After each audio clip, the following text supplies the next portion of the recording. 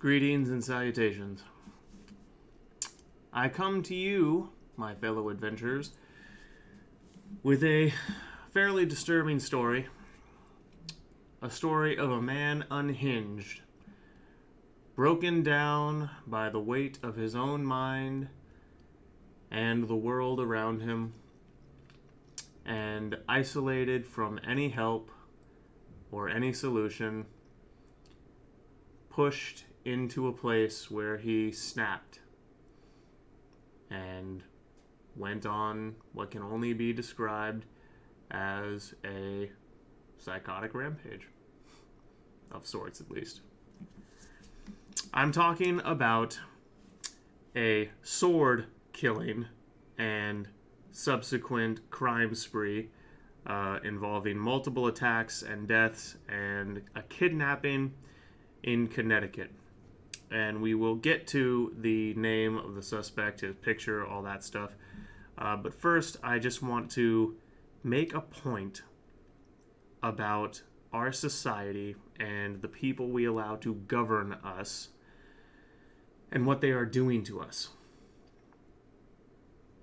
There were many, many thousands of people in government, in academia, in the upper spheres of control and influence throughout the world that warned that the lockdowns were going to have untold and unforeseeable negative consequences. We were warned largely about the economic impacts, which came to fruition. We're seeing that right now, despite what the Biden administration tries to gaslight you with. We were warned about people's livelihoods. We were warned about the impact on children. But something that I don't think got enough attention was the mental health aspect. If you pay close attention to my content, and I don't blame you if you missed it because I don't talk about it as much as, honestly, I think I should or I would like to. But if you pay close attention to my content, you've probably heard me talk about my own mental health issues. I was diagnosed with anxiety, severe anxiety as a child. I was diagnosed with manic depressive tendencies in my teens.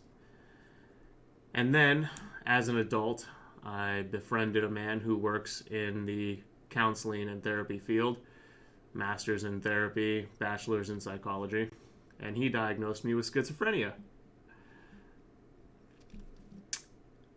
My point is, I'm very familiar with the issues around mental health. I've been in and out of therapy my whole life for a range of behavioral and psychological problems. I've done a lot of self-education in the field. I'm currently working on a theory of consciousness. I care a lot about mental health and the mind. And when I see stories like this, the only thing I can think of is, why wasn't this prevented? Why wasn't someone there to help this person? Why did it get this far? We live in a society where when people are breaking down, instead of the people around them circling around this person and offering support and making sure the person gets the mental health counseling they need, or even gets institutionalized, which I believe, as someone who's crazy, I'm telling you, we need to bring back forced institutionalization of family members. That needs to be an option available.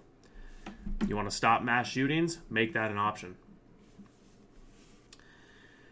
And there were many things that could have happened with this person's family, friends.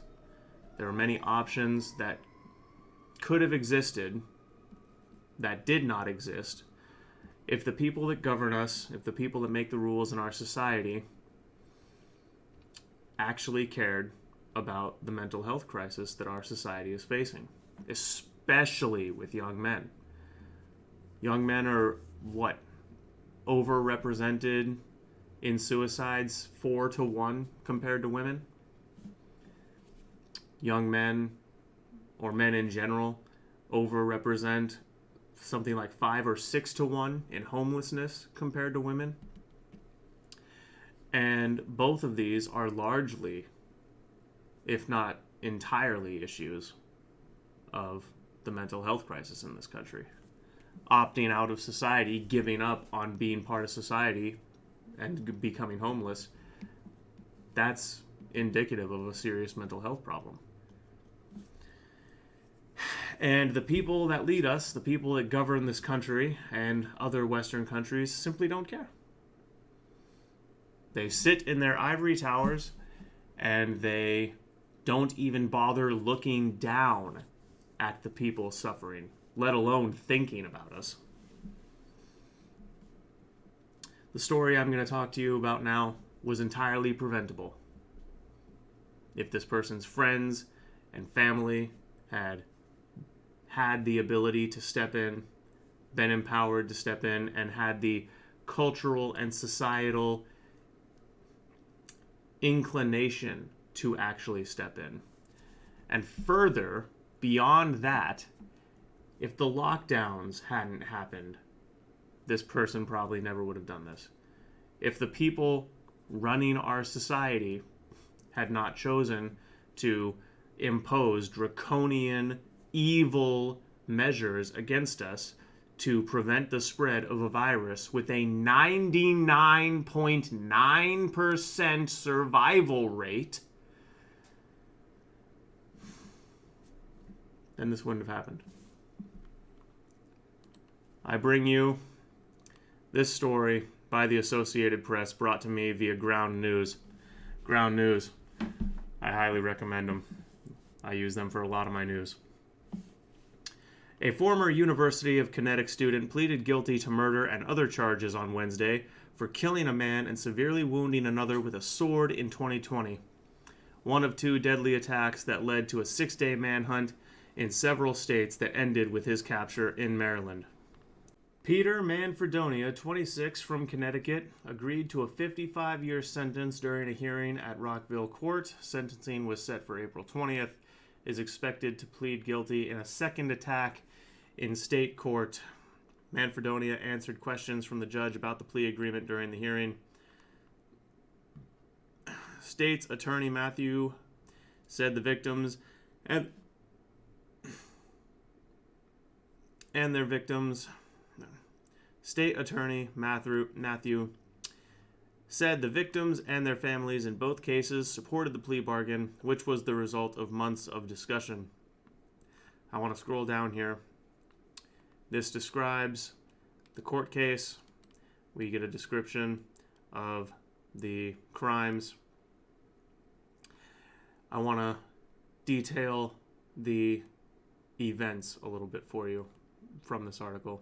After the attack, police said Manfred broke into another man's house in Wilmington and held him hostage for about 24 hours before taking off with his truck and firearms. The man later told police that Manfred told him he just flipped. 2 days later, Manfredonia went to the Derby home of a high school friend, Nicholas Isley, 23, and fatally shot him, authorities said. Manfredonia then forced Isley's girlfriend into her car and then fled the state. After Manfred let the woman go, thank God, near Columbia, investigators tracked him to Pennsylvania, where police said he took an Uber to a Walmart. Authorities searched the area but didn't find him. A man fitting his description was later spotted near Scranton, prompting another search there. Police believe Manfred stole a car, abandoned it in Chambersburg, Pennsylvania, before taking another Uber to Hagerstown, Maryland, where he was captured without incident when police spotted him near a truck stop. Dolan, Manfred's lawyer, said Manfredonia was having mental health problems at the time, and it was difficult for him to get help during the first months of the coronavirus pandemic.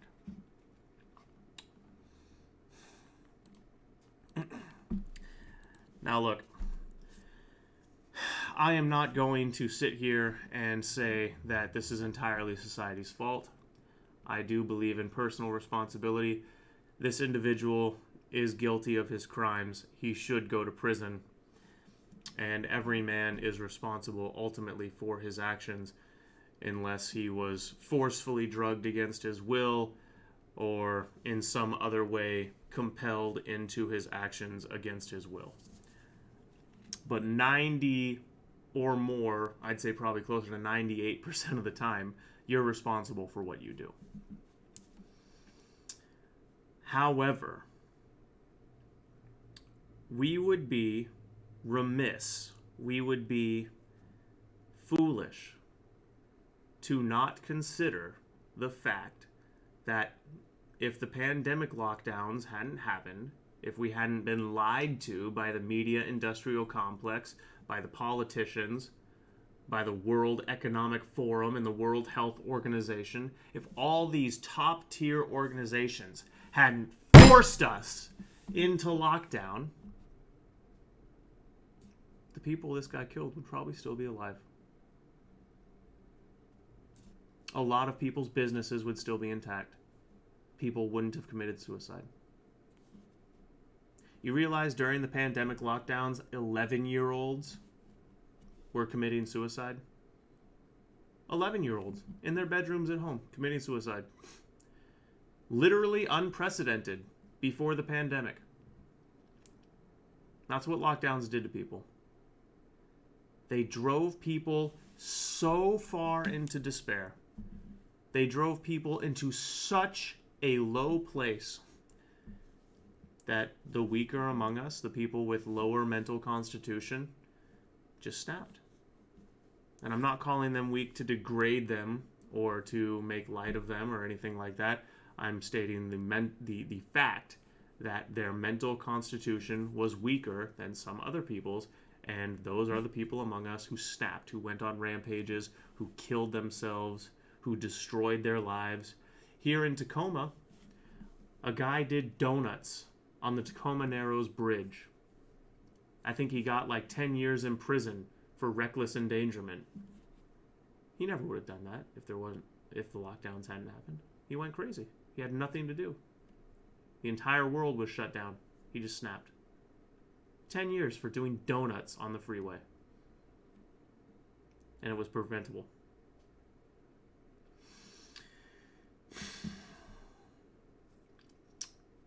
As a society, as a culture,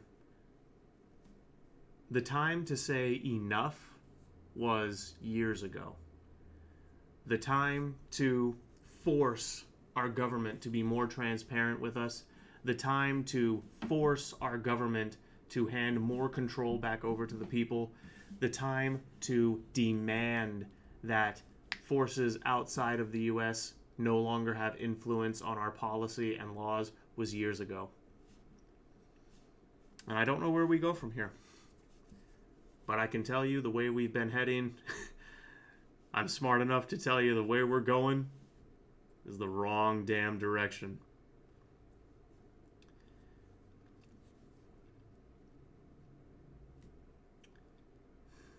I just wanted to talk about this.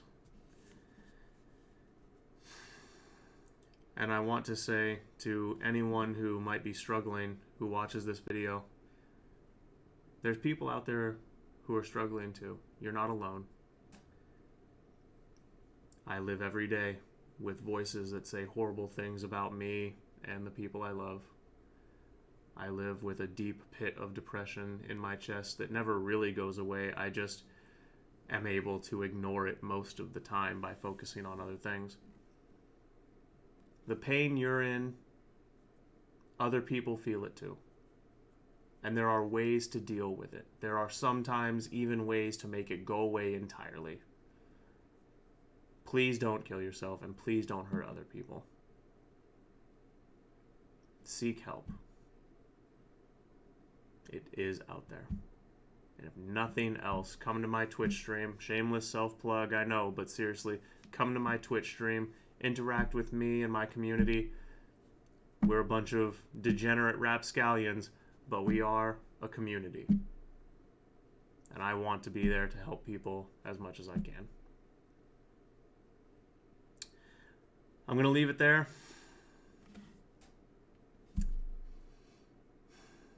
Godspeed. And welcome to the adventure.